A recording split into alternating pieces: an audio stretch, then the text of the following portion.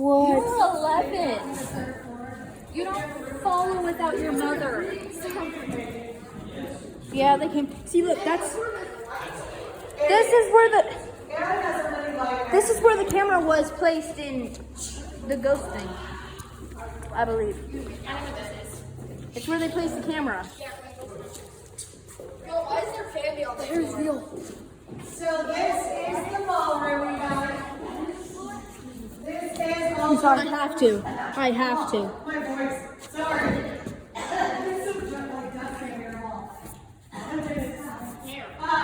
This is also the room where most adventures caught their first full-body apparition. They actually There we go. Put my name down there. on the X right over here by the benches. There we go. Got it right there on that X. Thank you. That's where they placed the camera. Where they placed the camera and they saw the ghost. So Ghost Adventures, they didn't know, like when they first got it, they were, Nick, I don't know if you guys remember Nick Groff, who used to be on Ghost Adventures. He actually had come up here just to adjust the cameras and like went to go down out the door to meet Zach and Aaron. Well, there was once a YouTuber that came and they got scrapped. They had no idea because the guy did not make any noise at all. So they didn't know till they got home and watched the footage and they were It's like, crazy how ghost stories was what here. is that? So they actually did the right thing. They tried to debunk it. They actually sent it off to a videographer and they ran it through different programs, different filters. The guy was like, congratulations, you guys got a ghost. So here we are, 20-something years later.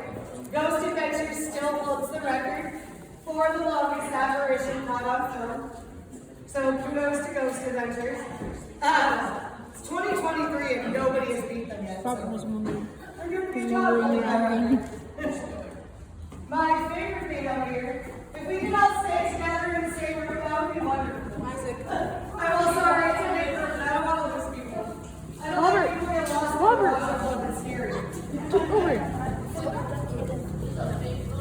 Get over here. Just stay with us. This is not paranormal, but it's pretty.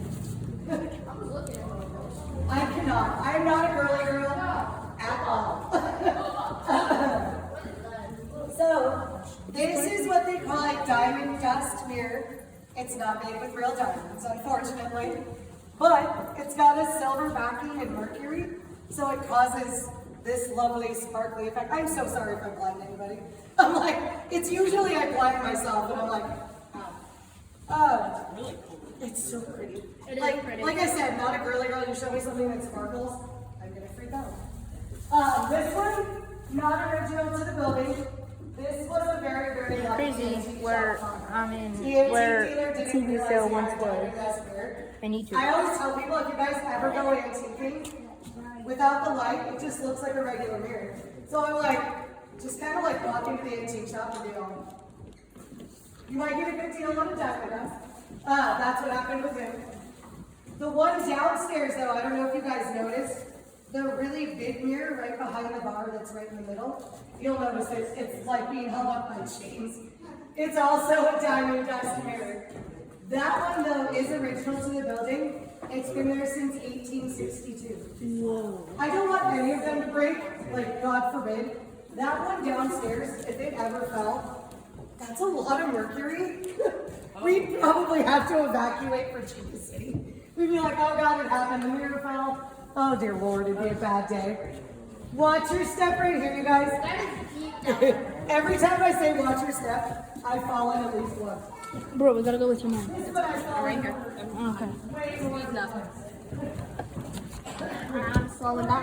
I saw you guys were going, so I sped up. Cash. Ooh, a lighter. I know, I can't. It's funny because I'm like, oh, I need a lighter, but I don't want to take it because Cash. it's theirs now. They've made that Has anybody clear. stolen $1? Probably, but I hope not because they do not like when you touch their money. That'd be bad. I tried. I really tried. So it's funny because this, if you guys have been up here before, the poker room's gotten a little out of control.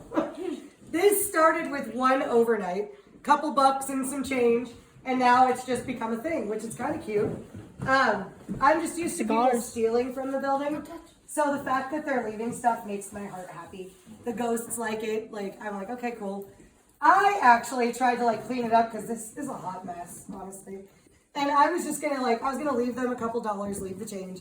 I was gonna put the rest of it in the tip jar, split it with the other tour guides. I wasn't gonna be greedy. I was gonna share it. They wouldn't let me. I picked it up, made it nice and neat. They grabbed my hand, like, oh my God, don't touch my money. And I was like, okay. 13 years investigating this building. I have a really good connection with these guys. That's the only time they ever hurt me was when I tried to take their money. So I left it there. It's just, I didn't want someone to take money and then them have bad luck. Like, I would much rather be like, since they know me, I figured they'd be like, okay with it. Nope. Clearly they need it more than I do. Weirdos. Yeah, so, I don't know. I'm sure the owner one day will come through and be like, dude, you gotta take this out. When Jack and Kelly Osbourne, you guys all know who they are? No. Ozzy Osbourne's kids? Yeah. So they filmed here in February, and they were like, can you take the money off the table? And I was all, no. I was like, they didn't want it in their, like, shoot. And I was like, the last time I tried to do this, they hurt me. And they were like, what? So I actually just had stuck it in one of the drawers that are down there. I was like, I'm leaving it. It's on the table. It's just inside it right now. I was like, I'll put it back when they're done.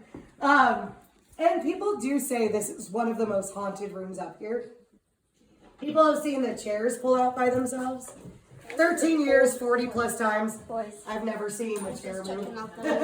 You're like, don't touch the coin. It was an old coin. It's funny too, because all the kids want to take all the money and all the parents are like, please don't touch that. I don't want to take any, I just want to look at it. And it's cool because there's pesos on there, there's a challenge coin, there's obviously vouchers from different casinos. It's nicotine gum.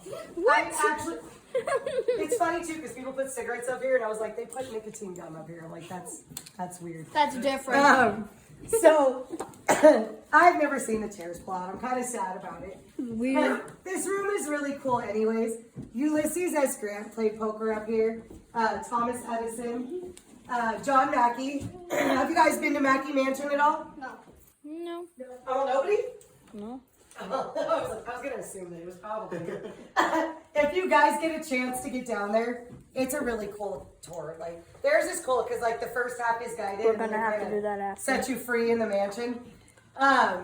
She's there till 6 today, so you guys are good. Your tickets from your tour here gets you $1 off at Mackey Mansion too, if you guys want to check it out. They're just one street down, about 4 or 5 blocks that way. John Mackey was actually one of the founding members of the Millionaires Club.